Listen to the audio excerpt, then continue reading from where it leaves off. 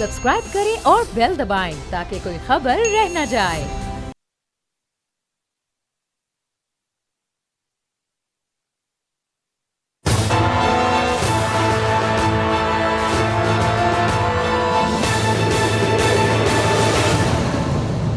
बिस्मिल्लाहिर्रहमानिर्रहीम, अस्सलाम वालेकुम। आप देख रहे हैं प्रोग्राम तज्जिया और मैं हूं आपका मेजबान सलमान मिर्जा। जनाब वाला, मुस्लिम लीग नून को मौजूदा हुक्मरान जमात को आने वाले दिनों में काफी ज्यादा मुश्किलात का सामना करना पड़ सकता है। उसकी वजह यह कि जनाब एक ही दिन रह गया है और जुम्मे को बजट पेश किया जाएगा। 4 बजे कौमी असेंबली का इजलास होगा और इसके बाद इसहाक डार साहब कौमी असेंबली के इजलास में बजट पेश करेंगे। लेकिन सवाल यह पैदा होता है कि जो ये बजट होगा ये अवाम दोस्त बजट होगा या मईशत दोस्त बजट होगा। अगर मईशत दोस्त बजट हुआ तो उसमें नए टैक्सेस लगेंगे, नई चीजों में इजाफा होगा, कि अशिया खुरनोश की कीमतों में इजाफा होगा और फिर वो अवाम दोस्त बजट किसी तौर पर भी नहीं कहा जा सकता। लेकिन चूंकि ये साल इलेक्शंस का साल करार दिया जा रहा है, तो अगर आप थोड़ा सा अपनी मेमोरी को रिवाइंड करेंगे 2018 के आपने बजट अगर याद होगा तो मुस्लिम लीग नून ने जाते जाते 2018 का बजट पेश किया था और उसके बाद पाकिस्तान तहरीक इंसाफ की हुकूमत आई और उसको फिर मिनी बजट पेश करना पड़ा। यानी जब जाती भी हुकूमत होती है, अगर वो बजट पेश करती है तो जनाब वो बजट अवाम दोस्त तो होता है लेकिन पाकिस्तान के मामलात को आगे नहीं चलाया जा सकता। और अगर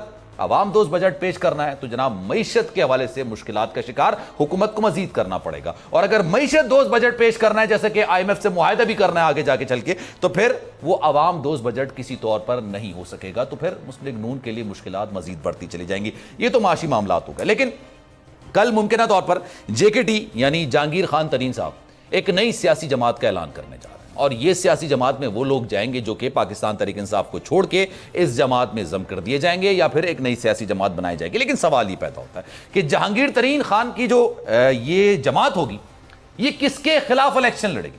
यूजुअली पाकिस्तान में जब भी इलेक्शंस होते हैं तो अपनी कारकर्दगी के बजाय दूसरे की नाकामियों को गिनवा कर वोट हासिल किया जाता है। हमने माजी में देखा, पाकिस्तान पीपल्स पार्टी ने मुस्लिम लीग नून के खिलाफ, मुस्लिम लीग नून ने पाकिस्तान पीपल्स पार्टी के खिलाफ और पाकिस्तान तहरीक इंसाफ ने इन दोनों जमातों के खिलाफ इलेक्शन लड़ा और कामयाबी भी हासिल कर ली। और अब मुस्लिम लीग काफ में चौधरी सरवर साहब भी, वो भी हुकूमत पर तनकीद कर रहे हैं। और अक्सर लोगों का ख्याल यह है कि जनाब इलेक्शन अगर लड़ना है तो वो एंटी PDM पॉलिसी के तहत ही लड़ना पड़ेगा, क्योंकि महंगाई भी काफी ज्यादा है, सूरत हाल भी आप इंसान की कुछ ज्यादा अच्छी नजर नहीं आ रही है। और PDM की जो हुकूमत है इसमें तमाम सियासी जमातें या तो वो उसका हिस्सा है या फिर इत्तेहादी हैं। उसमें पाकिस्तान पीपल्स पार्टी भी है, मुस्लिम लीग काफ की भी 2 मेंबरान हैं, काबीना का हिस्सा हैं, मौलाना फजल रहमान भी हैं, पाकिस्तान पीपल्स पार्टी भी है।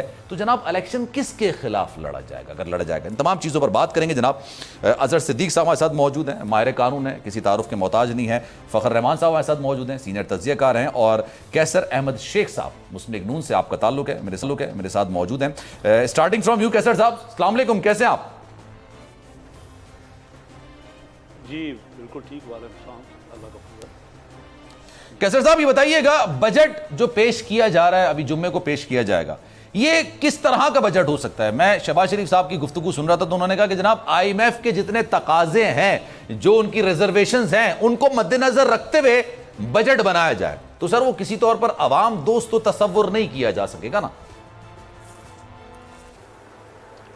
बिस्मिल्लाहिर्रहमानिर्रहीम, ये गलत फहमी है जब हम ये समझते हैं कि IMF के जो तकाजे हैं, IMF के तकाजे बिल्कुल हम पूरे कर रहे हैं और जिस तरह वो कह रहे हैं, बल्कि मैं तो समझता हूँ कि IMF कह ही अवाम के लिए रही है। ये हम गलत करते रहे हैं। जो अवाम ने, फ़र्ज़ कीजिए अवाम ये कहते हैं कि अगर सब्सिडी अमीर आदमियों को ना दो और वही सब्सिडी टारगेटेड दो या फ़लाँ तबके को दो जो कि बिल्कुल निचले तबके के लोग हैं, तो इसमें कहाँ आवाम दोस्ती नहीं है? क्या अमीर आदमियों को, जो PTI की हुकूमत ने 600 लोगों को 3 अरब डॉलर के, जो कि 87,000 करोड़ बनता है, वो फ्री कर्जा दे दिया, तो वो आवाम दोस्ती है? या आज अगर हम कर्जे दें काश्तकारों को, या हम कोई सोलर सिस्टम उनको दें उस कर्जे के मद में, ताकि उनको आइंदा बिजली का जो हर साल हर महीने का जो खर्च है वो कम हो जाए, तो आवाम दोस्ती किसको कहते हैं?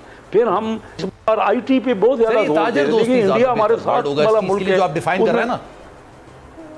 जी ये सही, ये मैं आप ये आपके, तो हम ताजर दोस्ती हम नहीं, हम चाह रहे हैं कि सब हम आवाम को इसके जो फ़ायदा दें ना इस बजट का।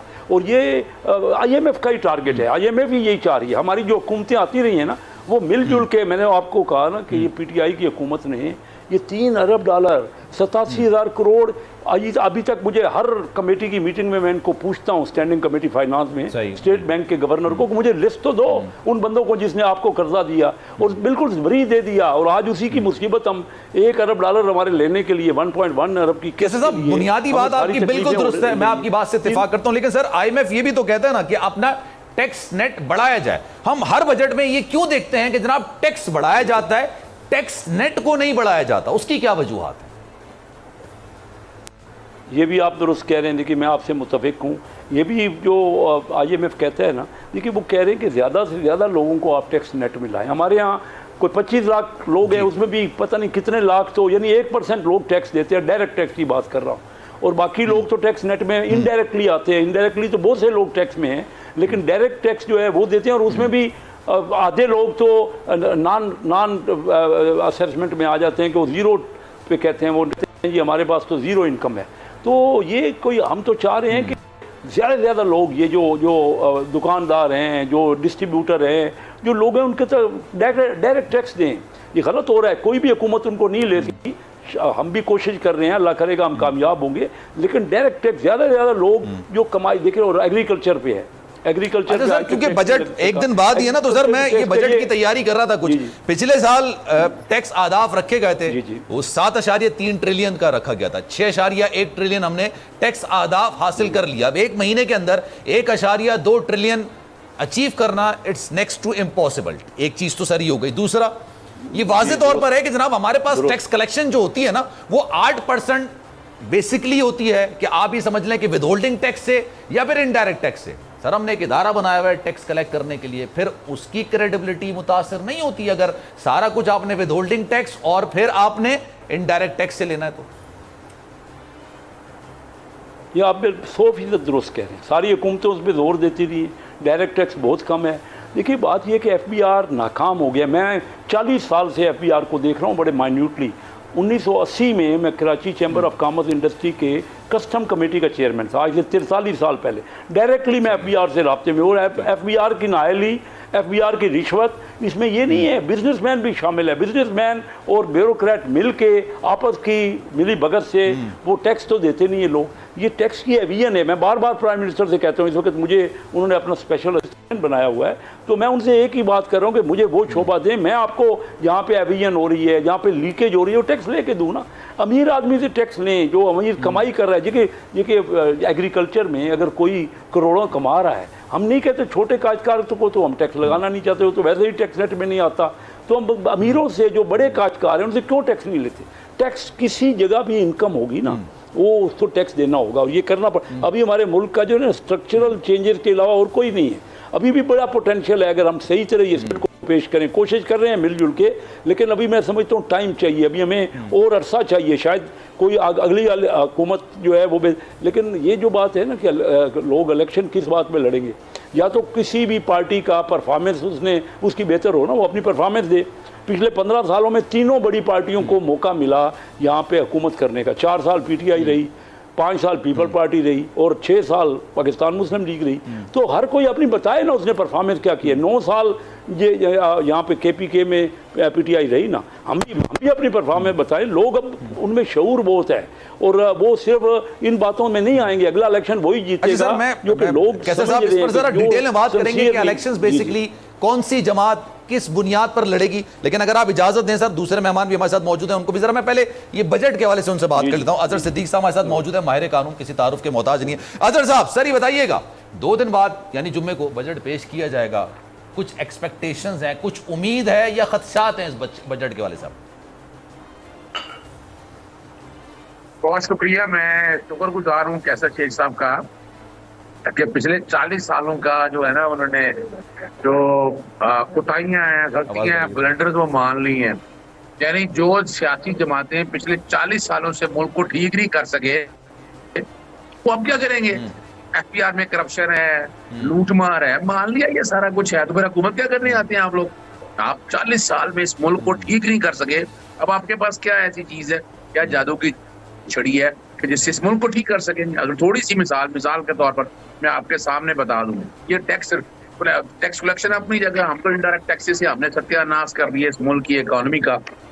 कभी आप बरतानिया, यानी आजकल मैं बरतानिया में हूँ, बरतानिया में कोई इंडस्ट्री है? कोई नो इंडस्ट्री। बरतानिया में अगर देखा जाए कोई एग्रीकल्चर है? नो। सिर्फ सर्विस ओरिएंटेड लोग हैं। ये रूल ऑफ लॉ पे यकीन करते हैं, और यही वजह है कि उसकी वजह, यानी अच्छे हुक्मरान अगर मिल जाए ना, हमारी बदकिस्मती है कि हमारे मुल्क को अगर अच्छे हुक्मरान मिले हैं तो उसे चलने नहीं दिया गया। अगर जैसे हुक्मरान मिले हैं, उन हुक्मरानों ने क्या किया अपनी जात के हवाले से। मिसाल के तौर पर मैं छोटी सी मिसाल आपके सामने रखता हूँ, मेट्रो ऑरेंज ट्रेन बना दिया, 350 अरब का ये प्रोजेक्ट है, और इसका आप आउटपुट देख लें, आपको फायदा क्या हुआ। अगर इसकी जगह मेट्रो बसों में जाते कि जो एक बनाया था वो, मेरा उस पर भी एतराज रहा, आप ट्राम की तरफ जाते, आप इस तरफ जो सोचते, आप जनरेशन की तरफ जाते, आप सर्विस को बेहतर, यानी आपने बड़ी जबरदस्त बताया है कि आपने जो है ना टैक्स के जो लोगों को ज्यादा टैक्स पर नेट लाने के हवाले से क्या किया। तो पिछले 40 साल में कुछ नहीं कर सके, आप क्या करेंगे? 1 साल के अंदर अपने इस मुल्क की इकोनॉमी का वो हाल कर दिया, डॉलर आपसे पकड़ा नहीं गया। बरतानिया में आप मौजूद हैं, ना वो इंडस्ट्रियल मुल्क है ना वो ज़रई मुल्क है, लेकिन पाकिस्तान इंडस्ट्रियल मुल्क भी है, ज़रई मुल्क भी है। लेकिन ज़रई मुल्क होने के बावजूद हम सिर्फ चावल की जो पैदावार है ना, वो अपने मुताबिक, अपनी नीड्स के मुताबिक, अपनी ज़रूरत के मुताबिक हम पूरा कर लेते हैं। लेकिन उसके बावजूद हम अनाज बाहर से मंगवाते हैं, हम कपास बाहर से मंगवाते हैं, फिर यहाँ पर चीज़ें बनती हैं। बांग्लादेश 71 में हुआ था सर, वो वजूद में आया था, उसके बाद उनकी इस वक्त जो कॉटन की इंडस्ट्री है वो पाकिस्तान से कोसों दूर है, मतलब बहुत ज्यादा आगे है वो। तो उसकी क्या वजूहत है? हम इंडस्ट्रियल मुल्क भी हैं, हम ज़रई मुल्क भी हैं। देखिए एक बात जो समझ नहीं है, जो मैं यहाँ बैठ के मैं कुछ तकरीबन तीन हफ्ते मैंने पहले गुजारे और अब आके मैंने देखा ना, ये रूल ऑफ लॉ की बात है। यानी आप अगर चाहते हैं, हर एक को पता है कि उसने टैक्स चोरी नहीं करनी, उसने टैक्स पूरा देना है, उसने सर्विसेज पूरी है, कानून की कंप्लायंस है। आप बता दें हमारे मुल्क में इस वक्त आईन पाकिस्तान 1973 के साथ जो खिलवाड़ हो रहा है, आप सोचे तो सही ना। यहाँ तो कोई पीडीएम का आइन चल रहा है, ना कोई किसी को पूछा जा रहा है। जो जुल्म इस मुल्क के साथ हो रहा है, जैसे मैंने आपके सामने रख दिया है, वो बता दें। यानी बड़ी बातें हुई, $7 आएगा, डॉलर नीचे ले आएगा, वो डॉलर नीचे ले आएगा। क्या डॉलर नीचे ले गया है? आपने देख लिया, मिफ्ता इस्माइल ने इनकी शक्ल करतूतें बता दी कि इस हुकूमत के पास है क्या कहने के लिए। और अब आप क्या कहेंगे? यानी आपने सिर्फ डॉलर की पैरिटी को अगर उठाकर अगर आप देखें तो आपने मुल्क के साथ कर्जे आपने कितने बढ़ा दिए, महंगाई कंट्रोल कर लिया आपने, आप नहीं कर सके। आम आदमी की लाइफ आपने इंप्रूव कर दी, नहीं कर सके। तो कहां क्या क्या बातें करेंगे? अब क्या एजेंडा लेके आए? कुछ नहीं है इनके लिए कहने के लिए। आगे यही जोड़ तोड़ होनी है, किंग्स पार्टी बननी है, पाकिस्तान पीपल्स पार्टी को आगे लाया जा रहा है, जो मिसाके जमहूरियत तयशुदा था, एक बारी तुम्हारी एक बारी हमारी। तो ये जब उस वक्त हुकूमत आई थी तो 1 साल के लिए थोड़ा आई थी, इनको 2.5-3 साल पूरे कर रहे हैं। मैं तो कह रहा हूं आपने वैसे बहुत लंबी चार्ट शीट बना दी है, और मैं चाहूंगा कैसर साहब इसका जवाब दें, लेकिन पहले फखर साहब भी हमारे साथ मौजूद हैं, जरा उनका टेक भी ले लेते हैं। फखर साहब, ये बताइएगा, बजट अवाम दोस्त होगा नहीं होगा, या वो रिवायती मामलात होंगे? एक बजट होता है जो कौमी असेंबली के अंदर वजीर खजाना साहब पेश करते हैं, एक बजट वो होता है जो खवातीन घर के अंदर बनाती हैं, जो कि हर साल उनके हाथ से निकलता चला जाता है क्योंकि महंगाई बढ़ती चली जाती है। बहुत शुक्रिया आपका। देखें, मुझे लगता है कि ये बजट और जो आइंदा आने वाला इलेक्शन, जिस तरह हम कहते हैं ना आउट ऑफ सिलेबस क्वेश्चंस, ये सारा कुछ आउट ऑफ सिलेबस होगा, क्योंकि जो आपकी मईशत के तमाम इंडिकेटर्स हैं, अगर आप उसको सामने रखें तो हकीकत जो है वो कुछ है। और आप बेशक जितना मर्जी मेकअप करके एक बजट पेश कर दें, लेकिन उसके इम्पैक्ट में तो आवाम ही आएगी। और अभी तक जो 13 जमातों की कोalition हुकूमत है, उनकी जानिब से जो 13-14 महीने के अंदर जो कारकर्दगी सामने आई है, उससे तो हर तरह से मायूसकुन इंडिकेटर्स हैं। किसी भी हुकूमत की परफॉर्मेंस जो है वो अवामी सतह पर जांची जाती है, और उसका पैमाना जो है वो इलेक्शंस होते हैं, जिसमें आवाम जो है वो देखती है कि हुकूमत ने उनके लिए क्या किया है। तो सबसे बड़ा इशू तो महंगाई का है। फिर आपका जो इंडस्ट्रियल सेक्टर है, जब वहाँ पे प्रोडक्शन, वहाँ पे पैदावार जो है वो तकरीबन 50% ड्रॉप हो चुकी है, तो जब आपका बोर्ड ऑफ रेवेन्यू जो है वो टैक्सेस से रेवेन्यू के टारगेट्स पूरे नहीं कर सकेगा, जो कि नज़र आ रहे हैं कि नहीं कर सकेगा, तो आपका बजट डेफिसिट जो है वो बढ़ेगा। और जब बजट डेफिसिट बढ़ेगा तो आपने कहाँ से वो खर्चे पूरे करने हैं? फिलहाल तो IMF की तरफ से जो सूरत हाल है वो सिर्फ बातें ही हैं। हमने बड़े आला सतह के ऊपर, चाहे वज़ीर आज़म हो, चाहे वज़ीर मालियात हो, उनकी तरफ से जो बयानात देखे हैं उनके अंदर रोज़ाना झूठ बोला जाता है, रोज़ाना आवाम को गुमराह करने की कोशिश की जाती है, और उसका रिज़ल्ट ये है कि आपके मुल्क के अंदर से सरमायाकारी ना सिर्फ कम हो गई है बल्कि लोग अपना सरमाया होल्ड करके बैठ गए हैं। बैरून मुल्क से सरमायाकारी इसलिए नहीं हो रही है कि मुल्क के अंदर सियासी इस्तेकाम की कमी है, और सियासी इस्तेकाम के लिए आपको फ्री एंड फेयर इलेक्शन चाहिए। लेकिन सर इस चीज का क्रेडिट आप देना चाहेंगे, क्योंकि ये बात कही जाती थी कि आज नहीं तो कल, इस हफ्ते, उस हफ्ते, इस महीने, उस महीने पाकिस्तान डिफॉल्ट हो जाएगा। बिना IMF के पास गए हमने तमाम शर्तें मान ली, लेकिन उसके बावजूद पाकिस्तान, अल्लाह का शुक्र है, डिफॉल्ट नहीं हुआ। इतना क्रेडिट देंगे या नहीं देंगे? देखें, जहाँ तक डिफ़ॉल्ट का ताल्लुक है, डिफ़ॉल्ट का एक एस्पेक्ट तो वो है कि जो कि हुकूमत पाकिस्तान ने बैरूनी अदायगियाँ करनी होती हैं, IMF को जो पैसे डॉलर्स में आपने किस्तें देनी होती हैं, और जो आपकी दीगर इंपोर्ट्स के हवाले से जो आपने पेमेंट्स करनी होती हैं, एक वो एस्पेक्ट है इसका। एक अवामी है, तो अवामी सतह के ऊपर तो हमें डिफ़ॉल्ट नज़र आ रहा है, और बहुत ही बुरा डिफ़ॉल्ट नज़र आ रहा है। घर घर जो है बेरोज़गारी की जो आवाज़ें हैं वो सुनाई दे रही हैं। कारोबारी हजरात जो हैं उनका जो कारोबार जिस तरह पहले कर रहा था उसमें कमी आ चुकी है। तो ये डिफ़ॉल्ट आप कैसे पूरा करेंगे? इस वक्त तो एक आदमी के लिए 2 वक्त की रोटी बहुत मुश्किल होती है। मैंने तो जहाँ जहाँ देखा है कि आपके ओवरऑल जो इस वक्त अनएम्प्लॉयमेंट का जो फिगर आ रहा है वो 20 लाख से ज़्यादा का फिगर आ रहा है, और मज़ीद डे बाय डे इसमें इजाफा होता जा रहा है। तो ये सूरत हाल जो है, ख़ास तौर पर आपका मिडिल क्लास तबका जो है और उससे नीचे, उनकी तो बाजारों की चीखें भी नहीं निकल रही हैं, इतना वो महंगाई के नीचे दब चुके हैं। तो और डिफॉल्ट आप किसको कहते हैं? मिडिल क्लास अगर मेरे ख्याल से ना अपर मिडिल क्लास है जिसके लिए सारी बात है, मिडिल क्लास तो पिस चुका है। अच्छा कैसर साहब, क्योंकि जाहिर सी बात है हुकूमत की तर्जुमानी कर रहे हैं यहाँ पर, तो ये जो इतना बड़ा अजहर सिद्दीक साहब ने चार्जशीट लगा के रखी है कि 40 साल से हुकूमतें कर रहे हैं, और उसके बावजूद भी अगर FBR को आप ठीक नहीं कर सके, अगर आप टैक्स कलेक्शन को ठीक नहीं कर सके, आप नेट को बेहतर नहीं कर सके, आप 100 में से 8 लोग अगर टैक्स दे रहे हैं तो बाकी जो 92 लोग हैं वो क्यों टैक्स नहीं दे रहे हैं? इस हवाले से अगर हम कानून साजी नहीं कर सके तो फिर किस तरह में जाएंगे? एक ब्रेक जनाब मैं ले लेता हूं, कैसर साहब के लिए सवाल छोड़ के जा रहा हूं, ब्रेक के बाद वापस आएंगे, कैसर साहब से इसका जवाब लेंगे। ब्रेक लेते हैं, ब्रेक के बाद वापस आएंगे।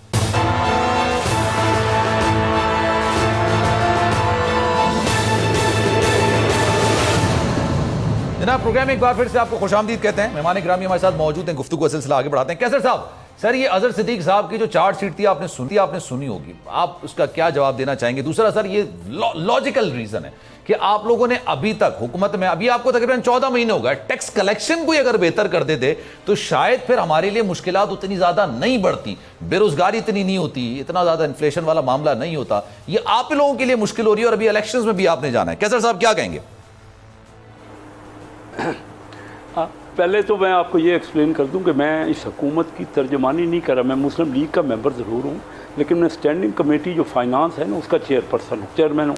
तो मैं तो पहले ही अपनी जमात में भी बैठ के बेहतरी के लिए बात करता हूँ कि बेहतरी कहाँ हो सकती है। अगर सदीक साहब ने जो बातें की, लेकिन मैं आपको बताऊँ कोई भी हुकूमत आके, हमारे यहाँ इसमें कोई शक नहीं, ना हम डायरेक्ट टैक्स को बढ़ा सके, ना हम टैक्स के रेवेन्यू को पूरा कर सक रहे हैं, ना हम छोटे लोगों को दे सके। ये मैं बातें वहाँ भी करता हूँ। और देखिए ना, हमारे यहाँ जो बजट बनाया जाता है ना वो 2-3 ब्यूरोक्रेट और फाइनेंस मिनिस्टर बनाते हैं। इस बार कुछ मीटिंगों में मैं भी शरीक हूँ और मैं अपनी एडवाइस कर रहा हूँ। मैं इसलिए आज भी मौजूद हूँ यहाँ के टैक्स पे, मेरे पास जो मशवरा होता है मैं कर रहा हूँ।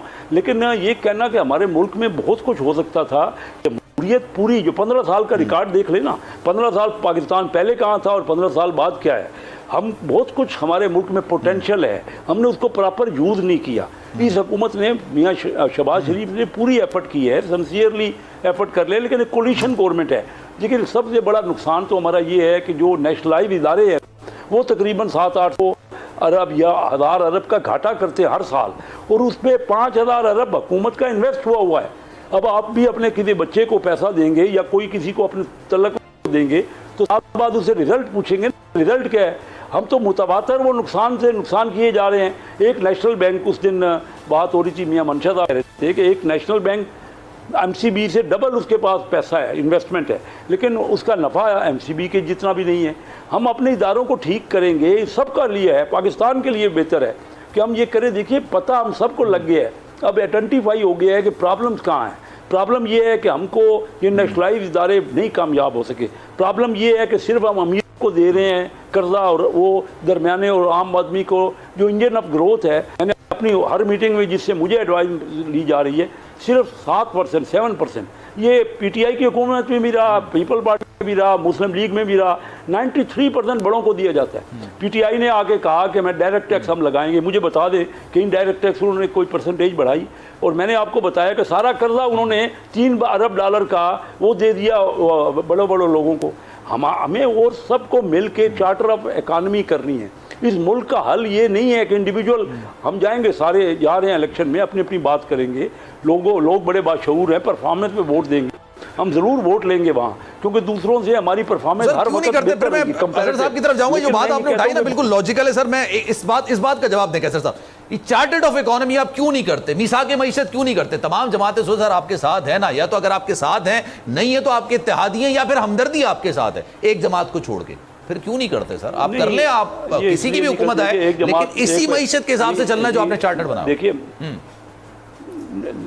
आप दुरुस्त, बड़ा अच्छा सवाल है। देखिए पिछले हुकूमत में मुस्लिम लीग की हुकूमत थी ना, जो 2013 के बाद, तो हमने PIA को और ये स्टील मिल को हमने कहा कि प्राइवेटाइज करें।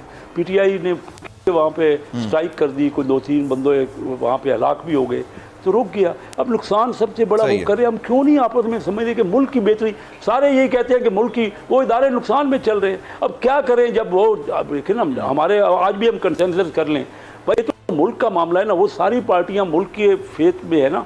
अब मुझे ये बताइए कि इन चीज़ों पे तो हमें मानना पड़ेगा ना, ये खामखा के नुकसान हो रहे हैं, और हम जो कर्जे दे रहे हैं, सब ने बड़ों को कर्जे दिए। मैंने कोई किसी एक पार्टी का फ़र्क हो, पार्टियां तो 3 ही हैं सामने, जो पॉपुलर पार्टियां, बड़ी पार्टियां तो 3 हैं सामने, वो तीनों पार्टियों की पॉलिसी तो आपके सामने रही 15 साल, नहीं कामयाब हुए। चार्टर ऑफ इकानमी के कहते रहे, मियाँ शहबाज शरीफ साहब कहते रहे, बिलावल भुट्टो जरदारी कहते रहे, मैं आपके हर प्रोग्राम में यही कहता रहा हूँ कि भाई हमारा मरीज वेंटिलेटर पे है। मैं 1 साल पहले जब हमारी हुकूमत आई ना, तो मई में 2022 में तकरीर की कि हमारा मरीज जो मईशत का है वो वेंटिलेटर पे है। तमाम एक डॉक्टर मिफ्ता नहीं, तमाम डॉक्टर मिल के बैठे और इसका इलाज ढूंढे। हम उस वक्त भी PTI कहती थी फौरन इलेक्शन करा दो। ओ भाई, इलेक्शन इस मुल्क का हल जरूर वक्त में हो जाए, ज़रूर चाहिए इलेक्शन, लेकिन ये नहीं कि हर वक्त इलेक्शन करा दो, हर वक्त तहरीक करा दो, हर वक्त वो निकल गए, मैं जरा अजहर साहब से निकल गए, टर्माइल पैदा हो गया।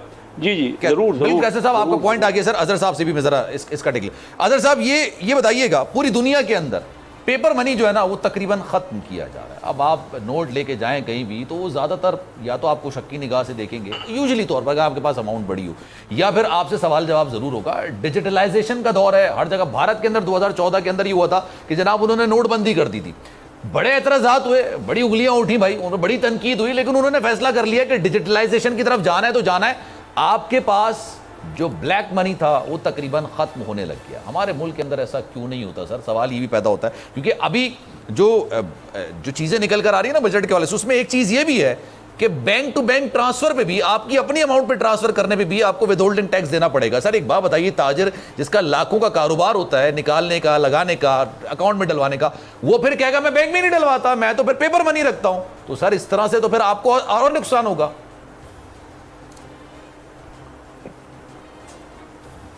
देखिए जरा बात को समझना है एक, और बहुत जरूरी है समझने के लिए। अभी मुझे खुशी हुई कैसर साहब की बातें सुन के, इन्होंने सारा कुछ तो मान लिया। देखिए ये मिसाके इकोनॉमी से मसला नहीं हल होगा। इस वक्त जो है ना, मिसाके पाकिस्तान की जरूरत है। मुल्क में आपको पॉलिटिकल स्टेबिलिटी लानी सबसे पहले, और उसमें सबसे ज्यादा जो कसूर है ना वो इन 13 सियासी जमातों का। इन 13 सियासी जमातों ने आज भी होश के नाखून लगाए लिए, तो नुकसान इस मुल्क का होना है।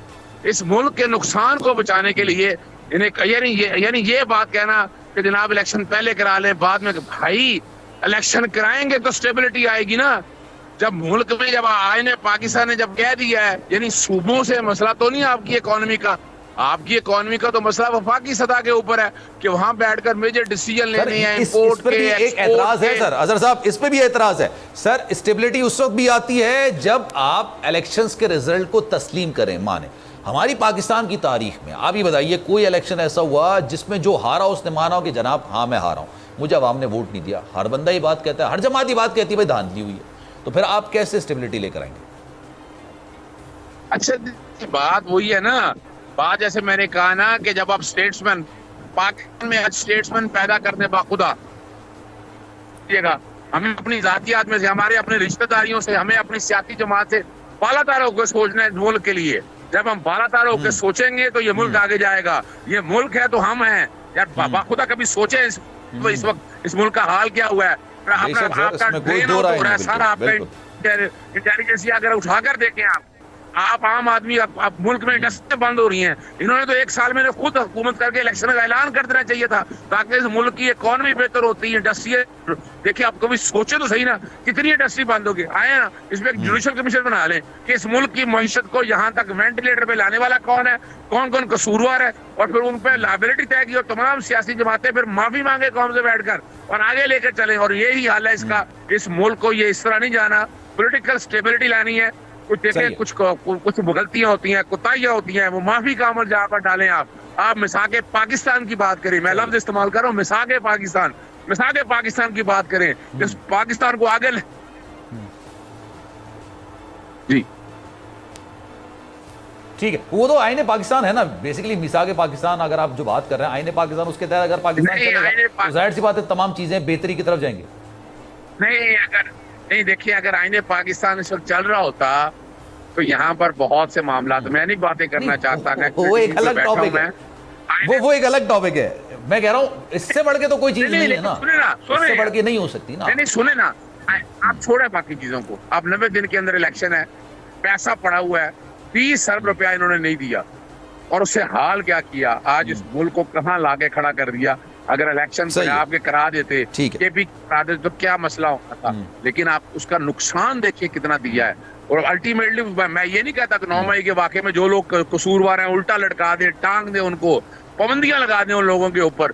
सही है, चलें फखर साहब से भी जरा इसी बात पे जरा उनकी राय ले लेते हैं। फखर साहब ये बताइएगा, नई सियासी जमात की बात की जा रही है और जाहिर सी बात है जेकेटी कल हो सकता है मुमकिन तौर पर एक नई सियासी जमात का ऐलान कर दें, एंड मोस्ट प्रोबेबली जो पाकिस्तान तरीके इंसाफ से लोग निकल के जा रहे हैं वहां पर जाके एडजस्ट हो जाएंगे। लेकिन सवाल ये पैदा होता है सर कि आपको याद होगा जो मुनहरिफ अराकीन थे ना, उसके बाद फिर पंजाब में 20 सीटों पर इलेक्शंस हुए थे, और जब 20 सीटों पर इलेक्शंस हुए थे तो मुनहरिफ अराकीन के वाले से क्या कुछ हुआ था। मरीम नवाज साहिबा ने बाकायदा तौर पर उनके लिए कैंपेन चलाई थी, लेकिन उसके बावजूद इलेक्शंस में उनका क्या रिजल्ट आया, ये तमाम चीजें सामने हैं। उसके बाद सर पिछले 4-8 महीने के अंदर ऐसा क्या हो गया कि जेकेटी को ऐसा लगता है कि जनाब जो वो लोग आएंगे वहां से टूट के उनको आवाम वोट दे देगी। जी बहुत शुक्रिया। देखें, मैंने आपको बात ये की कि शुरू में भी की, मैं थोड़ी सी और वजाहत कर देता हूँ कि जब आउट ऑफ सिलेबस क्वेश्चन आते हैं तो स्टूडेंट बाइकआउट कर देते हैं, शोर मचाते हैं। अब अगर पाकिस्तान में इलेक्शन होना है, इसी तरह से उस इलेक्शन की क्रेडिबिलिटी नहीं होगी, और जब क्रेडिबिलिटी नहीं होगी तो फिर आपके लिए, सरमायाकार के लिए, तो यूजुअली तौर पर जाहिर बात है आपने भी एग्जाम दिया होगा, हमने भी एग्जाम दिए हैं, यूजुअली तौर पर जब आउट ऑफ सिलेबस कुछ सवाल आता है ना तो हम उसको स्किप कर देते हैं, छोड़ देते हैं। तो इस इलेक्शंस में भी ऐसा ही होगा फिर, जो आपने कहा कि आवाम के सामने का आउट ऑफ सिलेबस आ जाएगा तो वो भी स्किप कर देंगे, छोड़ देंगे उसको। मैं आपसे यही कह रहा हूँ, जिस तरह अभी आप माजी के बाई इलेक्शंस का जिक्र कर रहे थे और जिस तरह से आप नई पार्टी की बात कर रहे थे, तो आप नई पार्टी कोई इस तरह मत पेश किया जाए कि वो कोई स्टॉक एक्सचेंज में एक नई कंपनी के तौर पर आ रही है। ये अवाम ने अपने मुल्क का फैसला करना है, कदर का फैसला करना है, ये बड़ा सेंसिटिव इशू है। आपको मैं मिसाल दे देता हूँ, शाह महमूद कुरैशी साहब की जो बेटी हैं, उन्होंने बाई इलेक्शन में हिस्सा लिया था और पीटीआई की ये असूली मौक़िफ़ था कि मौरूसी सियासत नहीं होनी, तो पीटीआई के लोगों ने बिल्कुल खुल्लम-खुल्ला कहा था कि हम वोट नहीं डालेंगे। तो अगर आप इस मिसाल को सामने रखें तो मैं नहीं समझता कि इस तरह का तजर्बा जो है ना उससे कोई इस्तेकाम आएगा या उससे कोई पायदारी आएगी। उसकी दो वजूहात थी। यही सवाल शाह महमूद कुरैशी साहब से मैंने अपने प्रोग्राम के अंदर किया था कि आपके पास आपकी बेटी के अलावा और कोई कैंडिडेट नहीं था, तो उन्होंने कहा कि जनाब बेहतरीन कैंडिडेट जो था ना उसको तमाम लोगों ने चुन लिया। लेकिन उस वक्त ये बात भी आई कि गालिबन अली मूसा गिलानी साहब के अगेंस्ट उन्होंने इलेक्शन लड़ा था, उन्होंने कैंपेन बहुत शानदार की थी। देखिए, उनकी कैंपेन यकीनन शानदार थी, लेकिन ये भी बात उन्होंने तस्लीम की थी कि पीटीआई के जो लोग थे, जो सपोर्टर थे, उन्होंने अलग ऐलान कहा था कि हम वोट नहीं डालेंगे, तो वो सेटबैक जो था उनको उसका सामना करना पड़ा था। इसीलिए मैं आपसे ये कह रहा हूँ कि जिस तरह से आइंदा इलेक्शन में जाने की बात हो रही है, और जिस तरह से आप मुझे ये पहले बताएं कि अभी तो ये कोalition हुकूमत है 13 जमातों की, कल को कोई नई जमात आती है तो वो जो मुल्क की मईशत डूब चुकी है, इस हवाले से वो किस पर तनकीद करेगी? पीपल्स पार्टी जो है वो इलेक्शन किस बुनियाद पे लड़ेगी? नून लीग का इलेक्शन किस बुनियाद पे लड़ेगी? आप सिर्फ एक ऑपोजिशन पार्टी के ऊपर तो वो नहीं कर सकते, उसको तो आप तारोमार करने के लिए, उसको दबाने के लिए आपने जो भी इस वक्त जो इकदाम हो रहे हैं वो किसी भी तरह से जमहूरियत या जो पाकिस्तान के आइन के हवाले से या पाकिस्तान के अंदर जो सियासी हकूक़ के हवाले से कवानीन हैं उसके तो दायरे में वो आ ही नहीं रहे हैं। तो मैं तो आपको यही बता रहा हूँ कि यहाँ पर इस वक्त सूरत हाल ये बनी हुई है कि अगर हमें इलेक्शन में अपनी मर्जी के नताइज मिलेंगे तो हम इलेक्शन की तरफ जाएंगे, और अगर नहीं मिलेंगे तो हम इलेक्शन जो है वो आगे मुलतवी कर देंगे, और फिर उस वक्त होंगे जैसे कल जरदारी साहब ने बयान दिया कि जनाब इलेक्शन कब होंगे इसका फैसला तो मैं करूँगा। अब जरदारी साहब से कोई पूछे कि आपके पास कौन सी ऐसी जादू की छड़ी है कि आप पूरे मुल्क में इलेक्शन के हवाले से फैसला कर रहे हैं?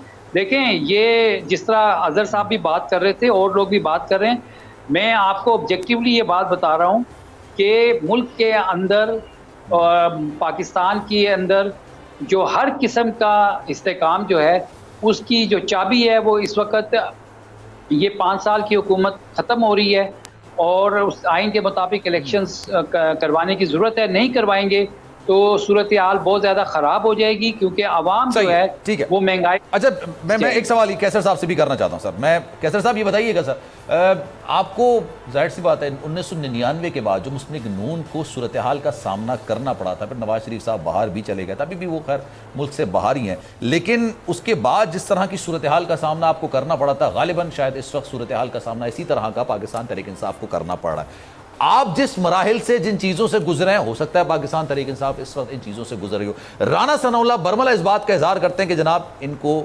पाबंदी का शिकार कर देना चाहिए। आप एग्री करते हैं कि पाबंदी लगने से कोई सियासी जमात वाकई में फिर आगे इलेक्शंस में वोट नहीं ले सकेगी, या फिर वो खत्म हो जाएगी? मुस्लिम लीग नून को भी टाइम लगा, लेकिन उन्होंने 2008 के अंदर कम बैक किया, 2008 में अपोजिशन लीडर पे रहे, फिर 2013 में हुकूमत बना ली उन्होंने। देखिए, ये बात ये जो है ना, ये पाबंदी लगने की बात नहीं है। इन्होंने बाकायदा पाकिस्तान की अफवाज पे हमला किया है। ये तो इंडिया में नहीं कर सका, जो हमारा दुश्मन ने जंगे 4 जंगें लड़ता रहा ना, उन जंगों में भी वो मकसद हासिल नहीं हुए उनको। यानी हमारे कोर कमांडर हाउस पे कभी हमला नहीं हुआ 4 जंगों में, हमारे ये आर्मी की तनसीबात पे हमला नहीं हुआ। अब ये तो सीधी ये अगर ये इसको कानून की अमलदारी कहते हैं, ये कहते हैं ना कि ला, ये सबसे बड़े इंसाफ के दाई थे, तो अगर कानून इसको कहते हैं कि अपनी मुल्क की फ़ौजों पे हमला कर दे और कुल्लम कुल्ला कर दे, तो ये तो देखिए जो बेगुनाह है, अगर आप ये नहीं करेंगे, अगर इंसाफ नहीं देंगे, जिसका जुर्म है उसको करार वाकई सज़ा नहीं मिलेगी, और जो बेगुनाह है उसको छोड़ना पड़ेगा। हम कब कह रहे हैं किसी भी पाबंदी, मैं आप पाबंदी के हक में नहीं हूँ, लेकिन जिसने जुर्म किया है उसके खिलाफ सजा ना दें। आप देखिए कैपिटल हिल पे सजा मिलनी चाहिए, बिल्कुल एग्रीड सर। और सर आपको लग रहा है ये जिसने कैपिटल हिल पे अमेरिका के जब हुआ तो 18 साल की सजा हो गई, किसी ने नहीं कहा कि गैर कानूनी, उसको अमेरिका को कोई नहीं कह रहा। सर मैं तो एग्री कर रहा हूं ना, मैं तो ये बात कह रहा हूं, और मैं सबसे पहले ये बात कहता था कि जनाब जो भी एक बस भी जलाता है उसको भी कानून के कटघरे में लाना चाहिए, उसको भी सजा मिलनी चाहिए। जो एक टायर भी जलाता है उसके साथ भी वही सलूक करना चाहिए, और जो होता है बिल्कुल अगर आपने कानून हाथ में लिया है तो कानून को हरकत में आना चाहिए। सर दूसरा पॉइंट मेरा ये है, जेकेटी साहब जो सियासी जमात बना रहे हैं, do you really think sir वो आपको टफ टाइम दे सकेगी? क्योंकि ऑब्वियसली उनकी हमदर्दी कहीं ना कहीं इस वक्त जो जमात हुकूमत में है तमाम ही एक ही है, सिवाय एक अलग है। देखिए, हमारे एक पूरी तारीख़ है, PMLN की पूरी तारीख़ है, हमारा किरदार सामने है, सबके वोटर ने फैसला कर, ये जो नई जमात बनी गई है तो वो PTI के लोग ही कट के उधर जा रहे हैं, तो ये अपने ही 2-3 धड़ों में बट रहे हैं ना, ये हमें तो इसमें कोई नुकसान नहीं है हमारा। कहीं आप देखिए, ये पिछले पूरे 5 साल में जब हुकूमत पावर में भी थी उस दौरान भी 22 मेंबर इनके हटके उधर हटके ना, आज भी बैठे हुए हैं असेंबली में। हमारी पार्टी का कोई एक मेंबर भी अपोजिशन में, PMLN का, इवन पीपल पार्टी का या JUI का कोई एक मेंबर भी हटा अपोजिशन में। ये जमात क्या है जिसके आज भी मेंबर सारे हट रहे हैं? ये अपने लोगों को ही मुतमईन नहीं कर पा रहे, बार बार चढ़, हमारे खिलाफ भी तो होते रहे ना, सारे हमारे जेलों में गए, कोई एक भी शख्स या एक ही मेंबर हटा। ठीक है। अच्छा सर, क्योंकि टाइम की किल्लत है, मैं जा रहा हूं एक सवाल आपसे बुनियादी तौर पर कर लूं। सर, ये पंजाब में और विफाक में जो इलेक्शंस आप लड़ेंगे, ये सीट एडजस्टमेंट की बुनियाद पर होगा या आप तमाम सियासी जमातें जो इस वक्त हुकूमत में वो एक दूसरे के मुखालिफ इलेक्शंस लड़ेंगे? सर प्रिसाइजली जवाब दीजिए।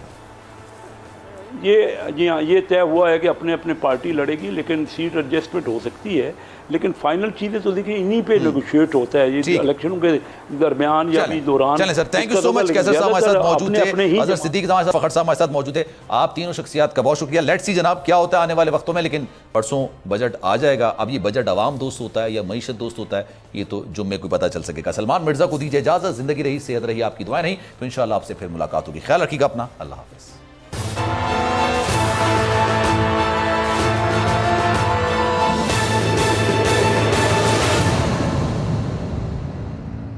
अदलो इंसाफ की बात सब करते हैं, पर हकीकत में सच के साथ निडर होकर खड़े रहने की जुर्रत नजर नहीं आती। बोल ने तश्कील दी 10 कोर्ट रिपोर्टर्स की टीम, जो केस की बेस तक जा पहुंचे। पैनल पे सफे अव्वल के legal experts. Court round up Neelam Arshad के साथ, सिर्फ बोल पे। सब्सक्राइब करें और बेल दबाएं ताकि कोई खबर रह न जाए।